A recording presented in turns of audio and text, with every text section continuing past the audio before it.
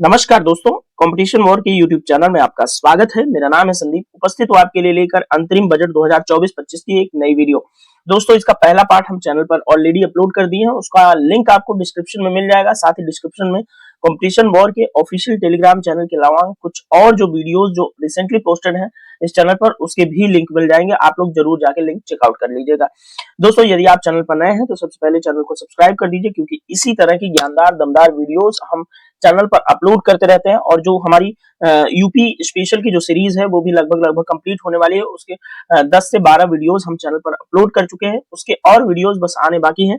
और काफी अच्छी बुक जो कि घटना चक्र द्वारा पब्लिश की जाती है तथ्यसार, उससे हम डिस्कस कर रहे हैं यूपी स्पेशल। तो आप यूपी स्पेशल जरूर जाकर देखना। साथ ही जो समसामयिक घटनाक्रम वाली जो वीडियो है उसका भी एक प्लेलिस्ट आपको इस चैनल पर मिल जाएगा, समसामयिक घटनाक्रम के नाम से। उसके भी वीडियोस हम जून से लगातार डिस्कस कर रहे हैं, अभी तक नवंबर में हम चल रहे हैं। तो आप लोग उसको भी लिंक चेकआउट करिएगा, आपके काम की चीज वहां से मिल जाएगी। तो चलिए दोस्तों, इतने लंबे इंट्रो के बाद अब शुरू करते हैं अंतरिम बजट 2024-25। ये दूसरा पार्ट होगा, ठीक है। तो दोस्तों, चूंकि 2024 चुनावी साल है, इसलिए सरकार ने अभी पूर्ण बजट की बजाय अंतरिम बजट पेश किया है।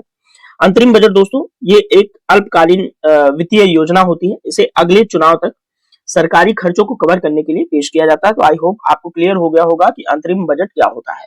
इससे पहले वीडियो में मैंने अंतरिम बजट पर कुछ डिस्कस किया था, तो वो भी आप देख लेंगे। और यहाँ तो आपको दिख ही गया कि हाँ, अंतरिम बजट होता क्या है, ठीक है। दोस्तों, पूर्ण बजट के विपरीत अंतरिम बजट में केवल नई सरकार के गठन तक अल्प अवधि में सरकार के अनुमानित राजस्व और व्यय के अनुमान को क्या होता है, प्रस्तुत किया जाता है।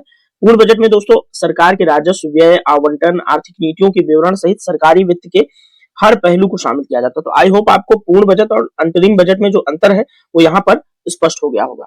दोस्तों, अंतरिम बजट के लिए सरकार संसद में लेखानुदान पारित कराती है। लेखानुदान क्या होता है वो भी देख लीजिए।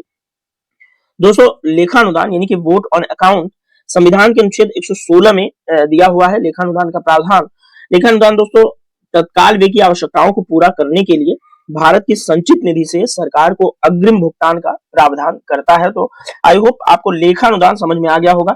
लेखानुदान क्या होता है, तत्काल व्यय जो करने के लिए आवश्यकता होती है उसको पूरा करने के लिए भारत की संचित निधि से जो धन निकाला जाता है उसको लेखानुदान शब्द से संबोधित करते हैं, ठीक है। लेखानुदान वर्ड उसको देते हैं, ठीक है। याद रखिएगा, अंतरिम बजट में जो है इतना इंपॉर्टेंट था, ठीक है। इतना अंतरिम बजट में इंपॉर्टेंट था, आप लोग याद रखेंगे। आइए आगे बढ़ते हैं। दोस्तों, बजट को डिस्कस करते हुए पहले पार्ट में हमने बताया था कि बजट के दो पार्ट पेश किए जाते हैं, पार्ट ए, पार्ट बी। तो आइए सबसे पहले हम पार्ट ए की चर्चा करते हैं। और पार्ट ए क्या है ये मैं आपको यहाँ नहीं बताऊंगा। इसकी जो पहली पार्ट है बजट की वीडियो की, उसमें सारा कुछ डिफाइन है, आप लोग जाके जरूर देखिएगा। तो आइए पार्ट ए शुरू करते हैं। अंतरिम बजट 2024-25। दोस्तों, बजट का विजन आप लोगों के लिए इंपॉर्टेंट होगा, याद रखेंगे।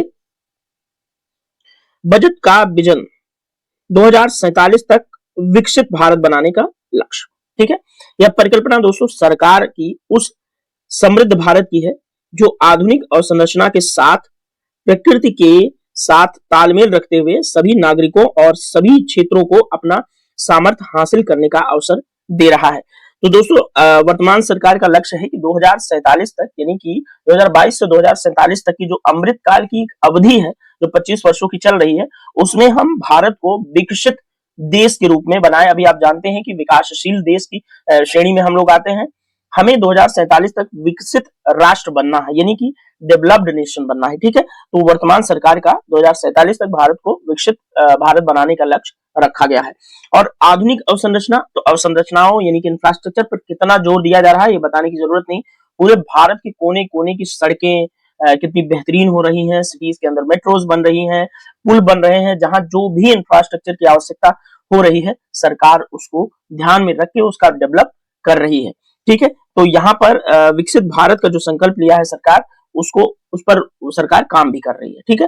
दोस्तों, बजट का विकास मंत्र क्या है, तो सबका साथ, सबका विकास और सबका विश्वास और सबका प्रयास तथा का समग्र राष्ट्रीय दृष्टिकोण प्रस्तुत करता है, ठीक है। बजट का यही मंत्र है सरकार के, ठीक है दोस्तों, याद रखेंगे। समावेशन के सभी तत्वों को शामिल करना इस बजट का क्या है, दर्शन है, फिलॉसफी है। सामाजिक समावेशिता यानी कि समाज के सभी वर्गों के लिए कवरेज। भौगोलिक समावेशिता यानी कि देश के सभी क्षेत्रों के विकास के जरिए। दोस्तों आप जानते भी हैं और नहीं जानते तो बता देता हूं कि सरकार अभी जो सीमा के जो हमारी अन्य देशों की जो बाउंड्रीज के आसपास जो गांव स्थित हैं उनके विकास करने के लिए भी वाइब्रेंट विलेज प्रोग्राम जो है लाया गया है सरकार द्वारा, जिससे वहां जो सीमांत ग्राम है उनका भी विकास करके उनको भी देश की मुख्य धारा के विकास से जोड़ा जा सके। ठीक है, तो यहाँ पर समावेशी भौगोलिक समावेशिता की भी बात सरकार द्वारा की जा रही है और समावेशी समाज की भी बात सरकार द्वारा की जा रही है। यहाँ पर चार्ट में देखेंगे तो सबका साथ सबका विकास, सबका समग्र विकास, सबका साथ सबका विकास, सबका विश्वास, यहाँ पर भी सरकार का लोगो भी है जो वर्तमान में एनडीए सरकार रन कर रही है। सबका प्रयास द्वारा समर्थित जो जनसांख्यिकी यानी कि डेमोग्राफी और डेमोक्रेसी और डाइवर्सिटी की ट्रिनिटी स्थापित करना है। ठीक है, याद रहे। और 2047 तक ये सब होने के बाद एक प्रक्रिया चलेगी, उसके बाद भारत विकसित भारत बन जाएगा। ठीक है, आगे बढ़ेंगे। दोस्तों भारत को विकसित भारत बनाने के लिए फोकस क्षेत्र कौन कौन से होंगे, यानी कि किन किन क्षेत्रों में सरकार उनको केंद्रित करके कार्य करेगी। तो फोकस क्षेत्र क्या, गरीबी को दूर करना, महिलाओं में समानता और उनके समृद्धि की बात करना, उनके इनहेंसमेंट की बात करना, युवा या अमृत पीढ़ी, अन्नदाता किसान, ये सब फोकस केंद्र में आएंगे सरकार के। और इन्हीं सब के माध्यम से जो है सरकार विकसित भारत का सपना देख रही है। इन सब लोगों को समृद्ध बना के, अन्य वर्ग भी हैं लेकिन इन पे फोकस किया जा रहा है। ठीक है, अब फोकस क्षेत्र के में प्रमुख उपलब्धियां क्या है। दोस्तों गरीबी दूर करने के लिए सरकार ने क्या कार्य किया है, यहाँ पर देख लीजिए। तो गरीबी उन्मूलन के लिए 25 करोड़ लोगों को बहुआयामी गरीबी से सरकार ने मुक्ति दिलाई है। प्रत्यक्ष लाभ अंतरण यानी कि DBT, direct benefit transfer, PM Jan Dhan खातों के उपयोग से 34 लाख करोड़ रुपए की डीबीटी के जरिए सरकार को 2.7 लाख करोड़ की बचत हुई है। पीएम स्वनिधि, याद रखिएगा ये योजना काफी इंपॉर्टेंट है, पूछा जा सकता है। तो पीएम स्वनिधि के अंतर्गत दोस्तों 78 लाख स्ट्रीट वेंडर्स को ऋण की सहायता प्रदान की गई है। 2.3 लाख स्ट्रीट वेंडर्स को तीसरी बार क्रेडिट ऋण मिल चुका है। तो पीएम स्वनिधि योजना किस बात के लिए, याद रखिएगा जो स्ट्रीट वेंडर्स हैं उनको अपना रोजगार बढ़ाने के लिए सरकार द्वारा ऋण सहायता प्रदान की जा रही है। तो उसी के संबंध में ये जो है एक डाटा दिया हुआ है कि कितने लोगों को सरकार ऋण प्रोवाइड करा चुकी है। दोस्तों पीएम जनमन योजना, ये भी अपने आप में बहुत इंपॉर्टेंट योजना है, याद रखिएगा 2023 में चलाई गई काफी महत्वपूर्ण योजना है। जनमन के अंदर दोस्तों क्या होगा, जो विशेष रूप से कमजोर आदिवासी समूह है उन तक जो है उनका विकास किया जाना है, उन तक जो है लाभ पहुंचाना है। पीएम जनमन योजना दोस्तों झारखंड का खूंटी एक जगह है, वहां जो है प्रधानमंत्री का एक कार्यक्रम था, उसी के दौरान पीएम जनमन योजना शुरू की गई थी। तो विशेष रूप से कमजोर आदिवासियों को फोकस करेगा पीएम जनमन योजना, याद रखिएगा। एंड अगली योजना है पीएम विश्वकर्मा योजना। तो 18 व्यवसायों में लगे कारीगरों और शिल्पकारों को शुरू से अंत तक सहायता इसमें प्रदान की जाएगी। इसमें भी उनको ऋण सहायता प्रदान की जाएगी, प्रशिक्षण कार्यक्रम का भी प्रावधान किया गया है। और अगर इन सब योजनाओं को आप अच्छे से विस्तार पूर्वक जानना चाहते हैं ना, तो जो हमारी समसामयिकी घटनाक्रम की सीरीज चल रही है उसमें हम सभी इन पीएम जनमन योजना अभी हमने 2-3 दिन पहले डिस्कस की, पीएम स्वनिधि की भी बात हम कर चुके हैं, पीएम विश्वकर्मा योजना की भी हम आई थिंक सितंबर में बहुत विस्तार पूर्वक डिटेलिंग डिस्कस किए हुए थे। तो वो वीडियोस भी आप लोग जाकर के देखते रहा करें, काफी इंपॉर्टेंट है। ठीक है, तो फोकस क्षेत्र के अंतर्गत और आगे बढ़ते हैं, देखते हैं और सरकार की क्या क्या प्रोग्रेस रहा है, के लिए क्या किया गया ये भी देख लेते हैं। तो महिला उद्यमियों के लिए मुद्रा योजना के अंतर्गत अब तक 30 करोड़ रुपए का ऋण प्रदान किया जा चुका है। पिछले 10 वर्षों में दोस्तों उच्चतर शिक्षा में महिला नामांकन में 28% की वृद्धि भी हुई है। स्टेम कोर्स में लड़कियों और महिलाओं का नामांकन 43% है। यह आंकड़ा दोस्तों दुनिया में सबसे अधिक है। 3 तलाक जो अभी सरकार ने इस्लामिक कानून था उसको समाप्त कर दिया है। तो एक गैर कानूनी बना करके 3 तलाक को महिलाओं की गरिमा की सुरक्षा भी जो है प्रदान की गई है सरकार के द्वारा। दोस्तों लोकसभा एवं राज्य विधानसभाओं में महिलाओं के लिए 1/3 सीटों को आरक्षित करने के लिए 128वां संविधान संशोधन विधेयक को भी मंजूरी दी गई है सरकार द्वारा, काफी इंपॉर्टेंट है, याद रखिएगा। ये जो 128वां संविधान संशोधन विधेयक है, ये किस चीज के लिए आया है, याद रखिएगा। इसमें प्रावधान यही है कि लोकसभा और राज्य विधानसभाओं के अंदर महिलाओं के लिए 1/3 सीटों को आरक्षित करना। ठीक है, 128वें संशोधन विधेयक की मुख्य बात यही है। दोस्तों, ग्रामीण क्षेत्रों में पीएम आवास योजना के तहत 70% से अधिक मकान महिलाओं को एकल या संयुक्त मालिकों के रूप में प्रदान किया गया है। ये भी अपने आप में बहुत बड़ी उपलब्धि है सरकार की, याद रखेंगे आप लोग। यहाँ पर चार्ट के अंदर देखेंगे तो महिला श्रम बल भागीदारी में वृद्धि हुई है, जो कि बहुत महत्वपूर्ण बात है। हमने अपने समसामयिक घटनाक्रम वाले वीडियो में भी हमने इसका विस्तार पूर्वक डिस्कस किया है। तो 2017-18 की बात करें तो महिलाओं की श्रम बल में भागीदारी थी 23.3%, और वहीं 2022-23 में बढ़कर ये हो गई है 37%, जो कि अपने आप में एक बहुत बड़ा उछाल है।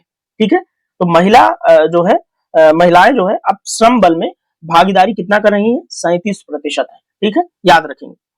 युवा यानी कि यूथ या अमृत पीढ़ी के बारे में क्या सरकार कर रही है, तो दोस्तों राष्ट्रीय शिक्षा नीति 2020 में परिवर्तनकारी सुधारों की शुरुआत की जा चुकी है। PM school for rising India यानी कि पीएम श्री के अंतर्गत पीएम स्कूल में गुणवत्तापूर्ण पढ़ाई हो रही है और बच्चों को समग्र एवं चहुमुखी विकास किया जा रहा है। करिकुलर एक्टिविटीज के माध्यम से भी बच्चों को चीजें सिखाई जा रही हैं। ठीक है, कौशल भारत मिशन के अंतर्गत दोस्तों 1.4 करोड़ युवाओं को प्रशिक्षित किया गया है। 54 लाख युवाओं के कौशल को अपग्रेड किया गया है और 3000 नए आईआईटीज की स्थापना भी की गई है। आईआईटी मैंने बोला है, इंडियन इंफॉर्मेशन टेक्नोलॉजी, ये नहीं, आईटीआई, औद्योगिक प्रशिक्षण की जो बात चल रही है। ठीक है, उच्चतर शिक्षा हेतु संस्थान बनाए गए हैं। आईआईटीज जो है 7 आईआईटीज और 16 ट्रिपल आईटीज, 7 जो है आईआईएम्स बने हैं और 15 एआईआईएम्स यानी कि एम्स, और 390 विश्वविद्यालयों की स्थापना किया गया है। पीएम मुद्रा योजना में दोस्तों कुल मिलाकर के 22.5 लाख करोड़ से 43 करोड़ लोन जो है स्वीकृत किया गया है, ऋण स्वीकृत किया गया है।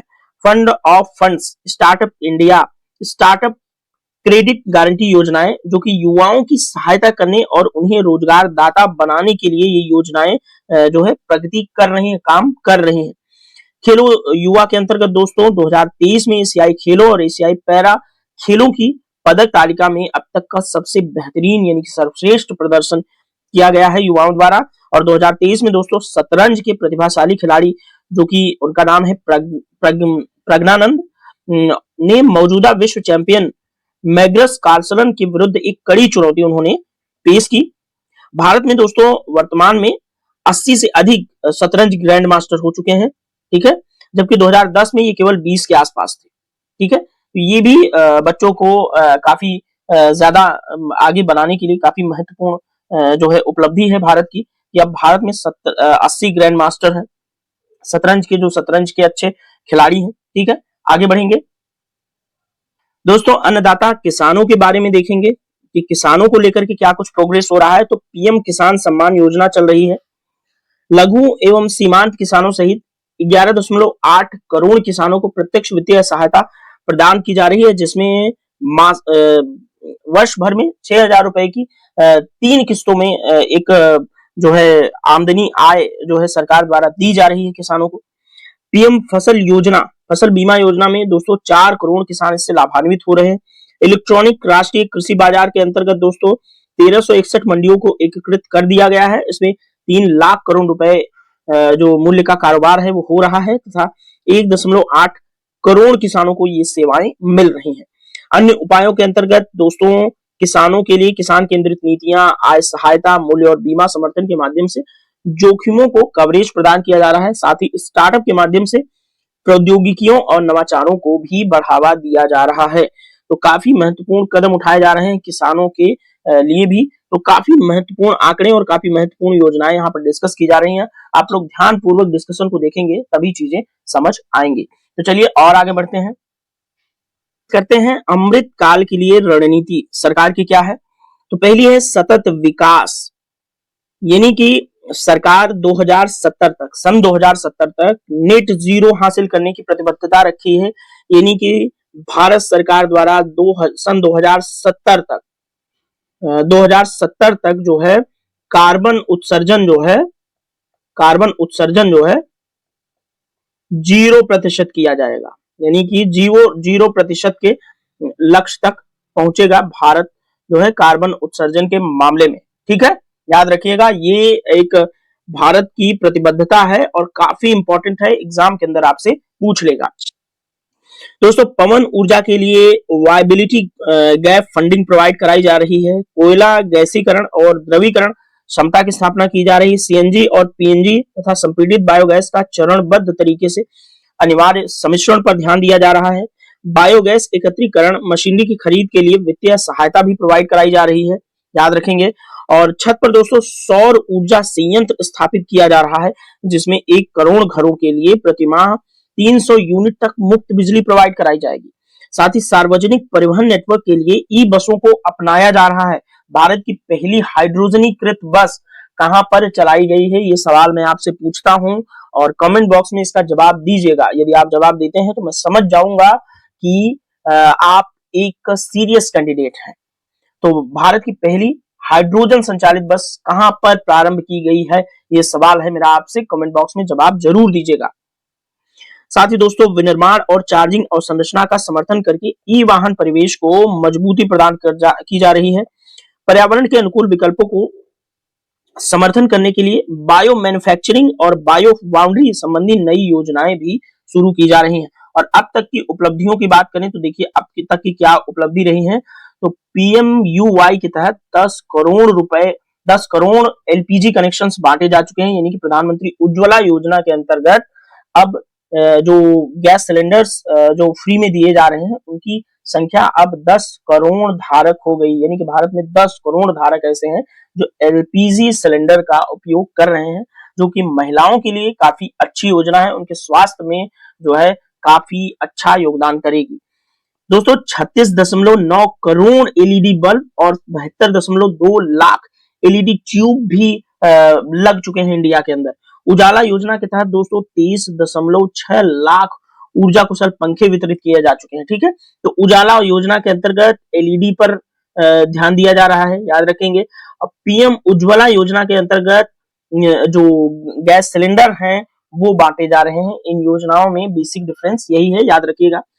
एसएनएलपी के तहत दोस्तों 1.3 करोड़ एलईडी स्ट्रीट लाइटें लगाई जा चुकी हैं। गैर जीवाश्म ईंधन की स्थापित ऊर्जा क्षमता जो है 2004 में 30.4% थी, जो 2023 में बढ़कर 43.9% हो गई है। ये डाटा आप कहीं भी मेंस वगैरह में कोट कर सकते हैं, याद रखिएगा, मेंस में आप ये डाटा कोट कर सकते हैं, तो याद रखिएगा ये डाटा। ठीक है, आगे बढ़ते हैं, करते हैं कि बुनियादी ढांचे को लेकर के क्या कुछ प्रोग्रेस है। तो बुनियादी ढांचा और निवेश की बात करें तो पीएम गति शक्ति के तहत 3 प्रमुख रेलवे कॉरिडोर कार्यक्रमों को लागू करना, ताकि लॉजिस्टिक दक्षता में सुधार हो सके और लागत कम हो सके। ठीक है, पीएम गति शक्ति योजना किस लिए चलाई जा रही है, याद रखिएगा, इंफ्रास्ट्रक्चर डेवलपमेंट के लिए। द्विपक्षीय निवेश संधियों के माध्यम से विदेशी निवेश को भी बढ़ावा देने पर वार्ता की जा रही है। उड़ान योजना, यानी कि उड़े देश का आम नागरिक, एक क्षेत्रीय योजना है, क्षेत्रीय हवाई योजना है, जिसमें इसके अंतर्गत मौजूदा हवाई अड्डों का विस्तार और नए हवाई अड्डों का व्यापक विकास किया जा रहा है। मेट्रो रेल और नमो भारत के माध्यम से शहरी परिवर्तन को बढ़ावा दिया जा रहा है। पहली नमो ट्रेन कहां चलाई गई है, आप लोगों से जो है एक सवाल है, आप जरूर बताएंगे पहली नमो ट्रेन कहां चलाई गई है। ठीक है, और ये क्षेत्रीय ट्रांजिट संपर्क योजना के अंतर्गत सरकार में पहली बार ऐसा किया जा रहा है। एक सेमी हाई स्पीड ट्रेन होगी। नमो ट्रेन कहां चलाई गई, ये सवाल है, आपसे जवाब जरूर दीजिएगा कमेंट बॉक्स में। अगर नहीं दे पाए तो फिर मैं आंसर जरूर दूंगा। अब तक की उपलब्धियां क्या रही हैं दोस्तों, तो पूंजीगत व्यय में बढ़ोतरी हुई है। आप देख सकते हैं फाइनेंशियल ईयर 2018 में क्या था, हम कहां थे, ये देखिए। फिर 2019 में थोड़ा थोड़ा बढ़ते बढ़ते आज हम 2000 फाइनेंशियल ईयर 25 जब आएगा तो हम 3.5 प्लस कर चुके होंगे। ठीक है, एफडीआई अंतर प्रवाह दोगुना हो गया है। 2000 जो है 5 से 2014 के बीच 298 बिलियन अमेरिकी डॉलर था, जो कि 2014 से 23 के अंदर बढ़ करके 596 बिलियन अमेरिकी डॉलर हो चुका है प्रत्यक्ष विदेशी निवेश, जो कि अपने आप में एक बहुत बड़ी क्रांतिकारी उपलब्धि है। ठीक है, लगभग दोगुना हो गया है। ठीक है, तो चलिए आगे बढ़ेंगे और देखेंगे क्या प्रोग्रेस किस क्षेत्र में हो रही है। दोस्तों, समावेशी विकास पर क्या कुछ प्रोग्रेस है देखेंगे। तो आकांक्षी जिला कार्यक्रम राज्यों को तेजी से विकास और रोजगार सृजन में सहायता कर रहा है। पूर्वोत्तर का विकास हो रहा है, तो पूर्वी क्षेत्र और वहां के लोगों को भारत के विकास का एक शक्तिशाली चालक बनाना है पूर्वोत्तर विकास करके। पीएम आवास योजना ग्रामीण के तहत दोस्तों अगले 5 वर्षों में अतिरिक्त 2 करोड़ घर बनाने का लक्ष्य रखा गया है। मध्यम वर्ग के लिए आवास योजना, तो यहाँ पर मध्यम वर्ग को अपना घर खरीदने और बनाने के लिए प्रोत्साहित करने के लिए मध्यम वर्ग के लिए आवास योजना शुरू की जाएगी। मौजूदा इंफ्रास्ट्रक्चर, अस्पतालों के इंफ्रास्ट्रक्चर का उपयोग करके और अधिक मेडिकल कॉलेज स्थापित किए जाएंगे। दोस्तों, 9 से 14 वर्ष तक की आयु वर्ग की जो लड़कियां हैं उनके लिए सर्वाइकल कैंसर के टीकाकरण के लिए उनको प्रोत्साहित किया जाएगा। साथ ही मातृ एवं शिशु स्वास्थ्य देखभाल कार्यान्वयन में तालमेल के लिए विभिन्न योजनाओं को एक व्यापक कार्यक्रम के तहत लाया जाएगा। बेहतर पोषण उपलब्ध कराकर बाल्यावस्था देखभाल और विकास के लिए दोस्तों सक्षम आंगनबाड़ी और पोषण 2.0 के तहत आंगनबाड़ी केंद्रों को अपग्रेड करने में तेजी लाई जा रही है। ठीक है, तो सक्षम आंगनबाड़ी पोषण 2.0 चलाया जा रहा है, जिसके अंतर्गत जो आंगनबाड़ी केंद्र हैं उनको अपग्रेड किया जा रहा है। साथ ही दोस्तों टीकाकरण के प्रबंधन के लिए तैयार किया गया यू विन प्लेटफॉर्म जो है और मिशन इंद्रधनुष को पूरे देश में तेजी से आरंभ किया जा रहा है। अब मिशन इंद्रधनुष आपसे पूछा जा सकता है, तो याद रखिएगा, पहले भी पूछा जा चुका है। तो मिशन इंद्रधनुष किस चीज से संबंधित है, तो टीकाकरण से संबंधित है, याद रखिएगा। आयुष्मान भारत योजना, तो इसके अंतर्गत स्वास्थ्य देखभाल के विस्तार हेतु सभी आशा कार्यकर्ताओं और आंगनबाड़ी कार्यकर्ताओं को और सहायिकाओं को भी शामिल किया गया है, याद रखिएगा। ठीक है, तो काफी इंपॉर्टेंट है ये योजनाएं जो बीच बीच में डिस्कस की जा रही हैं, वो आप लोग ध्यान में जरूर रखेंगे। ठीक है, अब तक की क्या उपलब्धियां रही इस पर थोड़ा सा बात कर लेते हैं। देखिए चार्ट्स में देखते चलिए कि आकांक्षी जिलों में समावेशी विकास जो है 112, यहाँ पर 2018 में देखेंगे पहली तिमाही के भीतर प्रसव पूर्व देखभाल के लिए पंजीकृत महिलाओं का प्रतिशत यहाँ पर लिखा हुआ है। तो 2018 में 68% था और अक्टूबर 2023 में ये 89% के आसपास हो गया, जो पहली तिमाही के भीतर प्रसव पूर्व देखभाल के लिए पंजीकृत महिलाएं हैं उनका प्रतिशत। सेकंड में है प्रति लाख जनसंख्या पर प्रधानमंत्री जीवन ज्योति बीमा योजना के तहत नामांकित लोगों की संख्या यहाँ पर दी गई है। तो ये संख्या पहले दोस्तों 2018 में 1737 थी और अक्टूबर 2023 के अंदर ये बढ़कर हो गई है 13,195। ठीक है, जो अपने आप में एक बहुत बड़ी उपलब्धि है। दोस्तों यहाँ पर पीएमएवाई योजना के अंतर्गत जो आवंटन है वो बढ़ाया गया है। तो 2023-24 में जो है इतना था और 2024-25 में ये आंकड़ा होगा, याद रखिएगा। यदि मैं पढ़ करके कोई आंकड़ा नहीं बता रहा हूं तो आप ये मत समझिएगा कि क्यों पढ़ नहीं रहे हैं, बस मैं थोड़ा सा टाइम आपका बचाना चाहता हूं बस। आगे चलिए कृषि एवं खाद्य प्रसंस्करण के क्षेत्र में थोड़ी सी उपलब्धियों की बात कर लेते हैं। यहाँ पर दोस्तों कृषि एवं खाद्य प्रसंस्करण के क्षेत्र में देखते हैं क्या हुआ है। तो फसल कटाई के बाद दोस्तों गतिविधियों में निजी एवं सार्वजनिक निवेश को बढ़ावा देने के लिए उपाय किया जा रहा है। उपज एकत्रीकरण और आधुनिक भंडारण तथा कुशल आपूर्ति श्रृंखला, प्राथमिक और माध्यमिक प्रसंस्करण और विपणन और ब्रांडिंग के लिए काफी प्रयास किए जा रहे हैं। सभी कृषि जलवायु क्षेत्रों में विभिन्न फसलों पर दोस्तों नैनो डीएपी के उपयोग को भी विस्तार दिया जा रहा है और नैनो डीएपी के लिए एक तरल नैनो डीएपी के लिए संयंत्र लगाया गया है। अभी हाल फिलहाल में कहां पर स्थापित किया गया है, भारत के किस राज्य में, किस जिले में और किस स्थान पर, आप लोग, ये एक सवाल है आपसे, तो आप लोग जरूर जो है जवाब दीजिएगा। और एक आपको दे देता हूं थोड़ा सा क्लू कि भारत के जो गृह मंत्री और सहकारिता मंत्री हैं श्री अमित शाह जी, उन्होंने ही इसका लोकार्पण किया है, यानी कि शिलान्यास किया है नैनो तरल डीएपी संयंत्र का। ठीक है, और वो जहां से आते हैं ये भी मैं बता दे रहा हूं, जहां से आते हैं उसी राज्य में है। अब आप लोग जरूर बताएंगे। दोस्तों, आत्मनिर्भर तिलहन अभियान चलाया गया है, जिसके अंतर्गत तिलहन के लिए आत्मनिर्भरता हासिल करने के लिए कार्यनीति तैयार की जाएगी। खुरपका और मुंहपका रोग जो जानवरों में हो जाता है, उसको कंट्रोल करने के लिए, दुधारू पशुओं की उत्पादकता बढ़ाने के लिए, डेयरी विकास के लिए व्यापक कार्यक्रम तैयार किया जाएगा सरकार द्वारा। साथ ही प्रधानमंत्री मत्स्य संपदा योजना के तहत दोस्तों कार्यान्वयन को बढ़ावा दिया जाएगा, ताकि जलीय कृषि उपलब्धता में वृद्धि की जा सके, निर्यात को दोगुना किया जा सके और रोजगार के अधिक अवसर पैदा किए जा सके। इसलिए प्रधानमंत्री मत्स्य संपदा योजना के इम्प्लीमेंट को बढ़ावा दिया जा रहा है।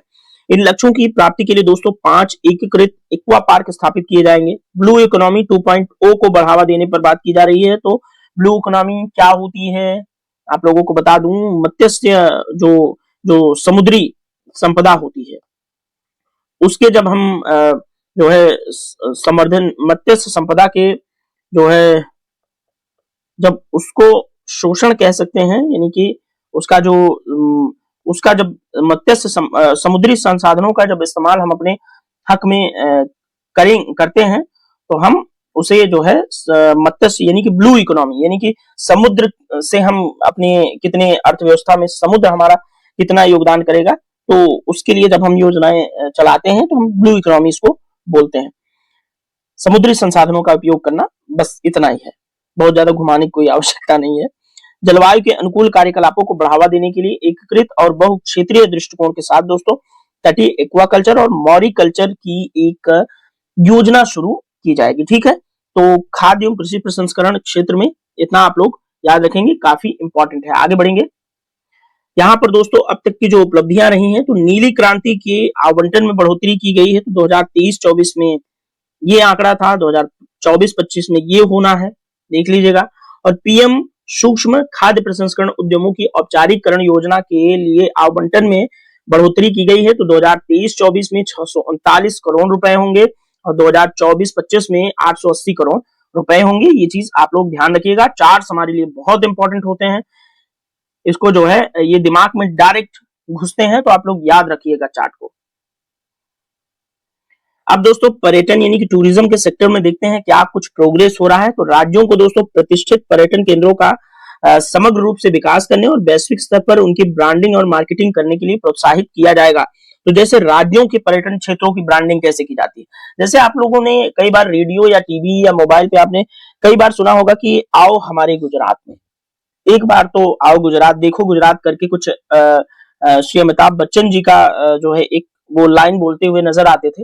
तो गुजरात सरकार का जो पर्यटन मंत्रालय है वो अमिताभ बच्चन जी से ऐड करवाता था, जिससे कि सिर्फ अमिताभ बच्चन जी से ऐड करवाने की वजह से गुजरात में पर्यटकों की संख्या में काफी बड़ा इजाफा देखने को मिला है। साथ ही जब पर्यटन सेक्टर का विकास होता है तो लोगों को निश्चित तौर पर रोजगार भी उपलब्ध होता है, तो काफी महत्वपूर्ण क्षेत्र होता है लोगों को रोजगार उपलब्ध कराने के लिए।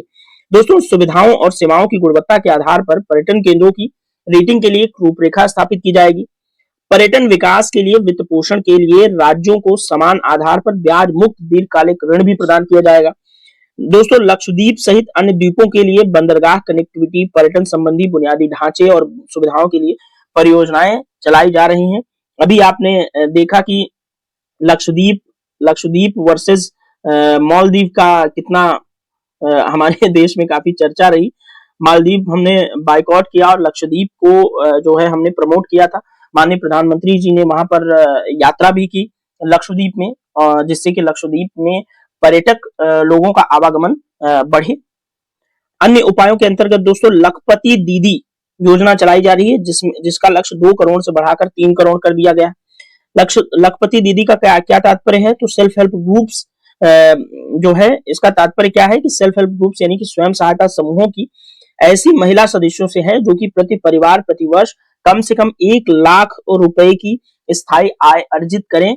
ऐसा जो है योजना चलाई जा रही है महिलाओं के संदर्भ में, लखपति दीदी योजना। तो स्वयं सहायता समूह के माध्यम से महिलाओं की आय में संवर्धन किया जा रहा है, तो याद रखिएगा। अनुसंधान और नवाचार को बढ़ावा देने के लिए दोस्तों 50 साल के ब्याज मुक्त ऋण के साथ 1 लाख करोड़ रुपए का कोष स्थापित किया जाएगा। रक्षा उद्देश्यों और आत्मनिर्भरता में तेजी लाने के लिए डीप फेक टेक्नोलॉजी को मजबूत करने के लिए एक नई योजना शुरू की गई है। डीप फेक टेक्नोलॉजी अभी कुछ स्टार्स जो बॉलीवुड स्टार्स थे उनके डीप फेक वीडियोस रिलीज हुए हैं। और डीप फेक क्या होता है कि जैसे स्मृति मंदाना का एक गलत जो है आपत्तिजनक परिस्थिति का एक वीडियो जो है वायरल हो रहा था। बाद में पता चला कि सिर्फ उनका फेस लगाया गया था और बाकी वो वीडियो कहीं और का था, यानी कि डीप फेक उसी को कहते हैं। आई होप आपको इतना एक्सप्लेन करने के बाद डीप फेक समझ में आया होगा।